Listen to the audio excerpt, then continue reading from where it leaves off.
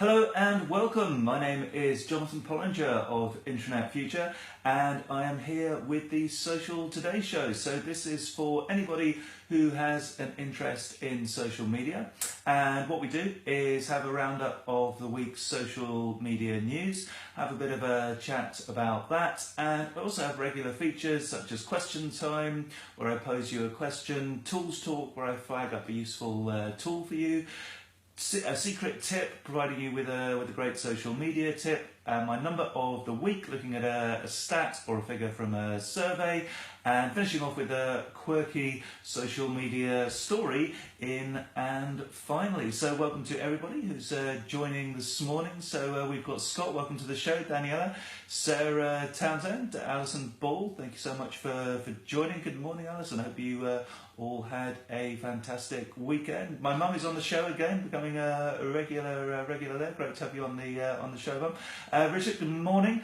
Have something for you later on the show, Richard. Yes, I did have an amazing week. Engagement and birthday in 1 week, not a bad week at all. Thank you very much. And good morning, Scott. Good morning, Sue.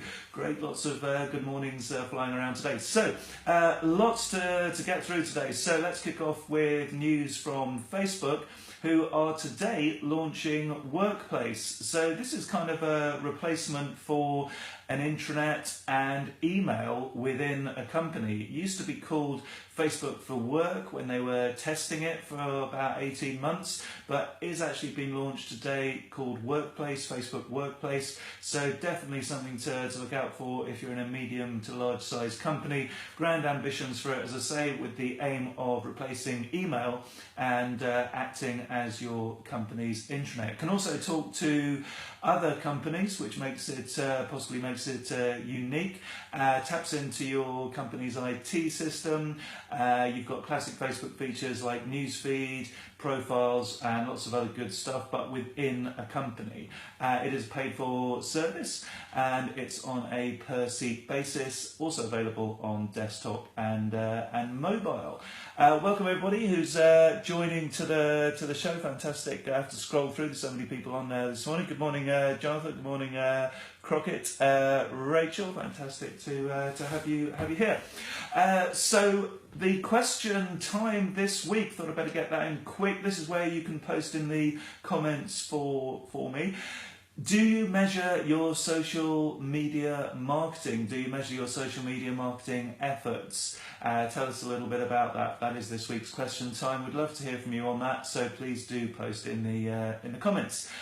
Moving on, I was lucky enough to listen to a great radio show this week from a chap called Ian Gentles down in Banbury, Oxfordshire, and he is beta testing, great new feature from Facebook, where there's basically going to be, it's testing, it's not definitely going to happen, but testing a feature whereby groups are being integrated with pages. So you can basically attach a group or a number of groups to your page and develop your group that way. So this is great news for lots of reasons. Basically increases the accessibility and probably the popularity and visibility of groups.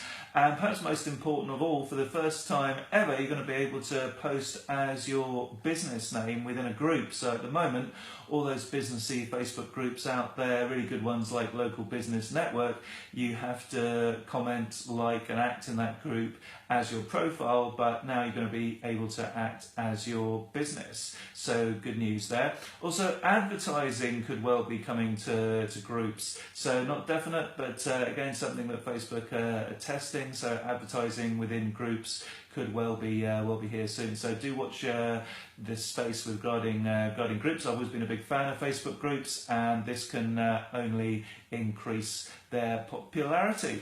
Let's have a look at other people joining. Sajal, Denise, welcome to the show. Devs, welcome to the show. Great to have you here. Jonathan Gilbert says, measure everything. Facebook Insights is amazing. It is, and it's an underutilized tool. So great tip there, Jonathan.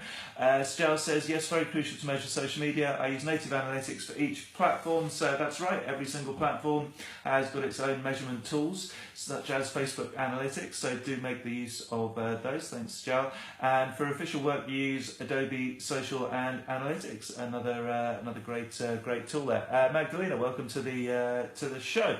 So just to check my notes now to pick up on other news. Lots from Facebook this week. So we've had the news about the workplace and groups. A couple of other things just to very briefly mention.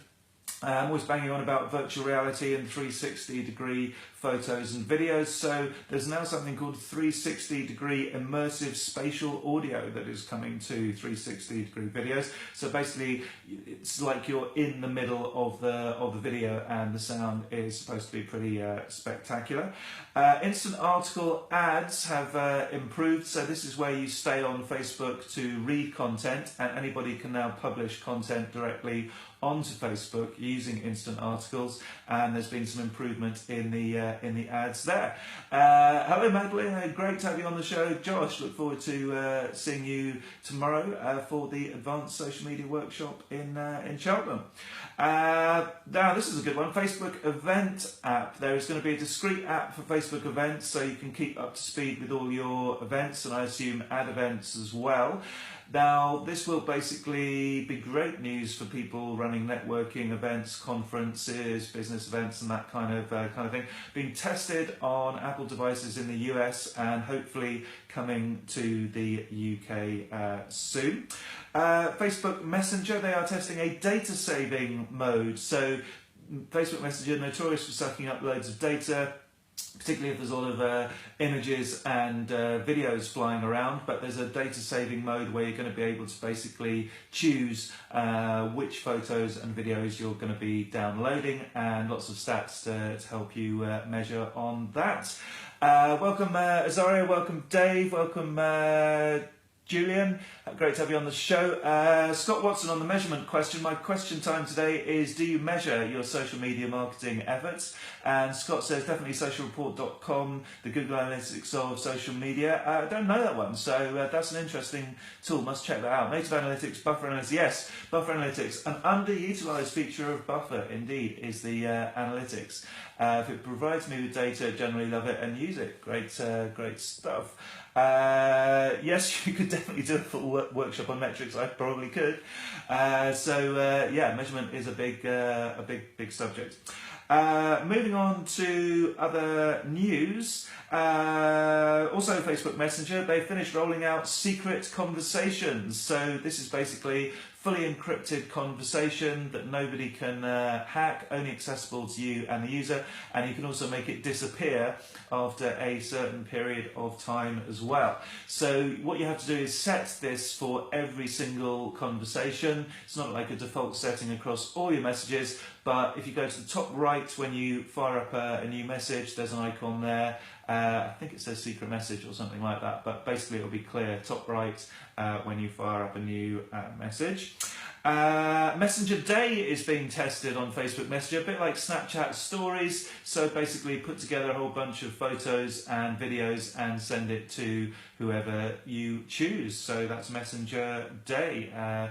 Going to be similar to Snapchat Stories and Instagram Stories. Facebook Live.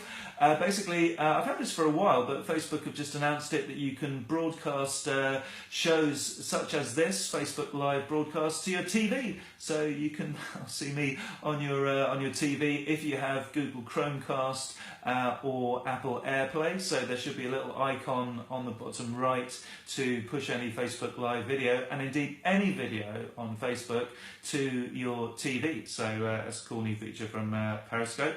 From Facebook Live. Periscope News, they have basically introduced something called Periscope Producer. So you can basically use a bunch of kit, studio equipment, microphones, dedicated cameras and that sort of thing to use on Periscope to make the quality of your Periscopes much higher. You have to apply for this, but if you're really into the live streaming, worth looking up.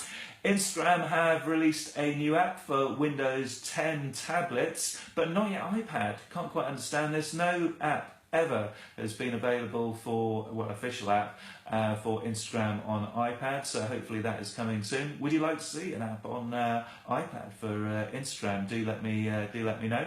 Yes, I could be coming to you soon in surround sound and high definition, indeed, and maybe even immersive 360 video if you've got the right equipment. Although actually no, because I'm not broadcasting in 360. But one day. So Twitter, oh dear, Twitter's share price fallen yet again. So last week I reported that Google, Disney had backed out from potentially buying Twitter, and now Salesforce have backed out as well. Apple also rumoured at one stage, but they've backed out. No other Twitter news this week. LinkedIn. Now there's a new feature that I've spotted. Don't think this has been documented, but on mobile there's this new feature called Reasons to Contact Me, and I definitely urge you to check this out. So I've set myself up for saying that I'm available for paid consulting, contracting and freelancing, and also advising companies. So do look at this new feature on mobile, on LinkedIn's mobile app, which is getting more features than the desktop. Quite interesting. There's this big desktop revamp that's coming soon. They keep saying it's coming soon, but it's not yet here. But meanwhile, there's new features available on LinkedIn mobile that aren't available elsewhere. Excuse me. This drink might look a bit dodgy, by the way, but it's bamboo juice, very nice. Thoroughly recommend it, or bamboo water, perhaps I should say. Okay, so LinkedIn mobile app, do check that out. Also, there's new save and search feature. Now, I love this. Basically, on services like Apple News, which I also like, you can click a save icon to save up icons, save up stories as you're going along. Now also available on LinkedIn mobile, and I've had it for a while, but they've officially announced improvements to the search on mobile as well, so you can actually search status updates, although for some bizarre reason they call them posts. But you can basically search content on LinkedIn mobile. Pinterest, improvements with the ads once again, so lots of retargeting now. So if people are doing certain actions on your pins, such as clicking, commenting, saving, liking and close-ups, you can target those particular people. And you can also create special audiences around how people are acting on your website as well, pins on your website as well. So improvements there. Also, nice stat from Pinterest. Last previous stat released for monthly users was 100 million active monthly users. It's now 150 million monthly active users, so growing along quite nicely. There are plenty of compatible iPad apps for Instagram that work well. I use Pattern. Yes, no official apps, but that is a good tip. That there are some third-party apps. Padgram, might well check that out. No, it's not a single malt Scott. I can assure you. Andy, welcome to the show. This week's question time, nearly up to 12 minutes already, is: do you measure your social media marketing efforts? Do let me know in the comments. I'd love to hear about that. Okay, so on to this week's features. Now, a secret tip this week is courtesy of Richard Parsons, magician, who's been asking me about how often to post the same update on LinkedIn. So Richard is an amazing close-up magician, and he's looking for work at Christmas parties. Wants to publicise that fact on LinkedIn. Great idea. And his question was, should I do that every day? And yeah, my answer is yes. As long as you can balance that out with other valuable content, I see no problem with that at all. Indeed, doing the same strategy on other social networks as well. Also advise posting at different times, so try posting out the update at different times during the day on LinkedIn, but you certainly won't be penalised for that, and you will start reaching different people. Of course, if you use advertising on LinkedIn or other platforms such as Facebook or Twitter, you can promote your update to a larger number of people, targeted people, but even posting organically, no issues with repeating that. Yeah, Andy, great to have you on the show, first time viewer. That's fantastic. You're welcome, Richard. Tools talk this week. My recommended tool is one called Nuzzle.com. If Azaria or someone would kindly type that in the comments, that would be fantastic. So that's Nuzzel, NUZZEL.com. So this is quite clever. It basically looks at what your friends and your friends of friends are sharing on Facebook and Twitter and creates a news feed around that. So you can basically see what your community is reading, what's popular with your community, and of course you can then choose to engage with that. Or post out that onto your own social networks. So that's quite a useful tool. You're welcome, Magdalene. Always you looking to deliver useful tips and content on the show. So my number of the week, bit of a sore throat this morning. It really isn't single malt whiskey, Scott, honestly. Number of the week is from LinkedIn. So LinkedIn say, the number of the week is 14, and LinkedIn say adding a professional photo to your profile makes you 14 times more likely to be found on LinkedIn. 14 times. That's a professional photo, so not just anyone.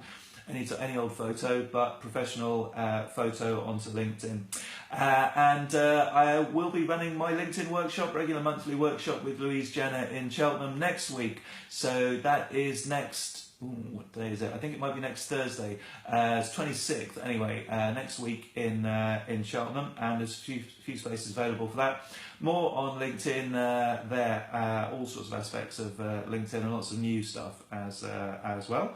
And finally, those of you who friends with me on Facebook might know that I'm a bit of a fan of horse racing. And finally this week is that for the first time ever, Twitter are doing a live sports broadcast outside the US, and what are they covering? The Melbourne Cup. So it's a big horse race over in Australia. It's known over there as the race that stops a nation, and that will be their first live sports broadcast outside of the US. They're both covering prelims, interviews and stuff, and the race itself on the 7th of November. So that's it, folks. Thanks, Denise. Yeah, it's 26th. In Cheltenham. Let me just quickly confirm what day that is. So it's a Wednesday. So Wednesday next week, basically morning and afternoon session there for the LinkedIn workshop. I think we've got 3 or 4 spaces remaining for that workshop. So whiskey and lemon, good tip, Mum. Thanks for that. That is all for today, folks. Just dashing off to a meeting down in Cardiff Bay. So wish you all the best. Have a fantastic week, and see you again soon on social media.